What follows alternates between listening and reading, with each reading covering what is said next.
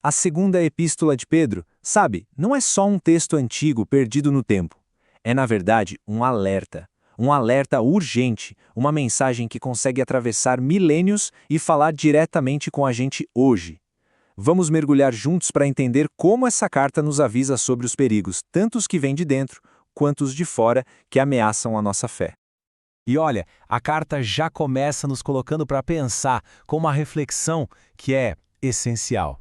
A jornada espiritual é para ser um crescimento contínuo, ou será que a gente acabou caindo na armadilha de uma fé estagnada, parada?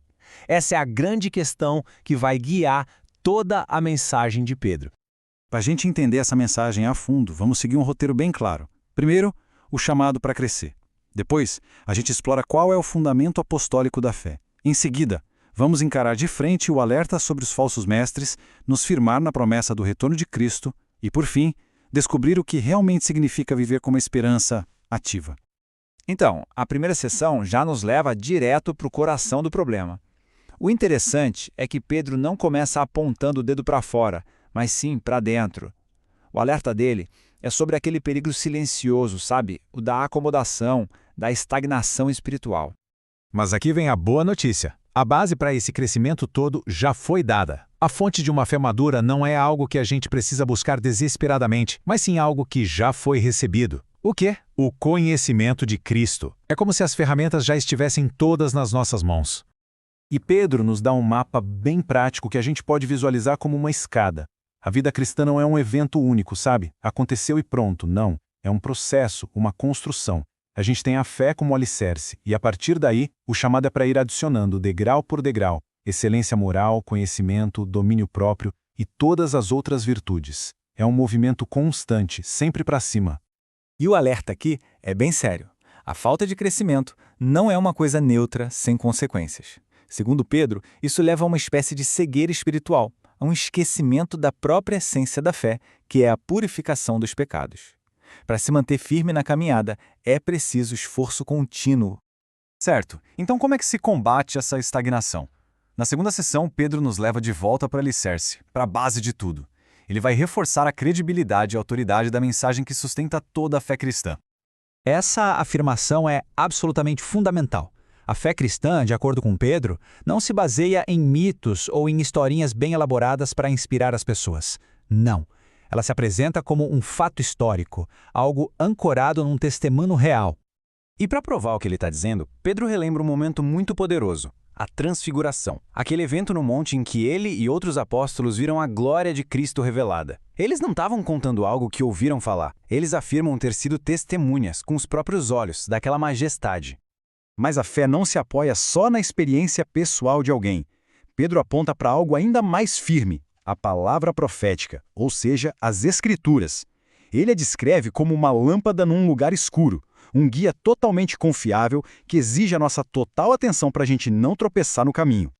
Agora a gente chega na terceira sessão e é aqui que o cenário se complica um pouco. Aquele chamado para o crescimento que a gente viu agora enfrenta uma ameaça que não vem de fora, mas de dentro da própria comunidade de fé, os falsos mestres. E o contraste, nossa, não poderia ser mais nítido. De um lado, a gente tem a fé genuína, que é baseada em testemunho real e que guia a uma vida de piedade. Do outro lado, ensinos que negam o Senhor, que semeiam divisão com heresias e que, no fim das contas, exploram as pessoas com discursos sedutores, palavras fabricadas. Tá, mas como identificar esses mestres? Pedro nos dá alguns sinais bem claros. Eles são arrogantes, escravos dos seus próprios desejos e, o mais irônico, prometem liberdade enquanto eles mesmos são cativos. Essa promessa de liberdade, aliás, era uma heresia bem comum naquela época, que basicamente dizia que o conhecimento espiritual livrava a pessoa das regras morais. Um engano muito perigoso. E para que ninguém duvide da seriedade do juízo de Deus, a carta nos lembra de alguns eventos do passado. Os anjos que caíram, o dilúvio que destruiu o mundo antigo, a destruição de Sodoma e Gomorra. A mensagem aqui tem dois lados. Veja bem, o juízo é certo para o mal, mas Deus sempre sabe como resgatar os justos que estão no meio da confusão. Isso tudo nos leva direto para a quarta sessão. O foco agora muda para o futuro, a promessa do retorno de Cristo e como a gente deve responder àqueles que zombam dessa esperança. Ué, cadê a promessa da vinda dele? Essa é a pergunta cética, né, que ecoa através dos séculos. Se o retorno foi prometido, por que essa demora toda? É uma provocação que, sem dúvida, testa a fé de qualquer um. A resposta de Pedro vira essa pergunta de cabeça para baixo. A aparente demora não é uma falha, é paciência, não é ausência, é misericórdia. É um tempo a mais, concedido para que mais pessoas possam se arrepender. A perspectiva muda completamente, não é? No entanto, paciência não significa esquecimento. A carta deixa isso bem claro. O dia do Senhor virá de forma repentina e definitiva como um ladrão na noite. E essa certeza injeta um senso de urgência na forma como a gente vive o hoje. E isso nos traz à seção final, que é a aplicação prática de tudo isso. Se o futuro é certo e o juízo é real, a pergunta se torna inevitável. Como então nós devemos viver hoje? E o que é interessante aqui é a pergunta retórica que o próprio Pedro faz. Ele desloca o foco da teoria para a prática. A crença na eternidade não é para ser um conceito abstrato, guardado na cabeça. Ela deve se traduzir em um caráter santo e piedoso aqui, no presente. O conceito central aqui é o de uma esperança ativa. Não é uma espera passiva, de braços cruzados, sabe? É uma expectativa que nos move, que molda nossas ações e que, de certa forma, até apressa a vinda do dia de Deus por meio de uma vida correta.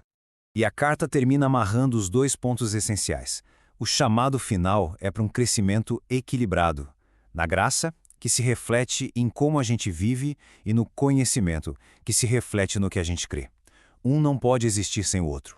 E assim, a mensagem de Pedro, escrita há quase 2000 anos, nos deixa com uma pergunta da qual não dá para escapar. A nossa consciência da eternidade está de fato moldando as escolhas, as prioridades e o caráter do nosso dia a dia? A resposta para essa pergunta, bom, ela pode definir tudo.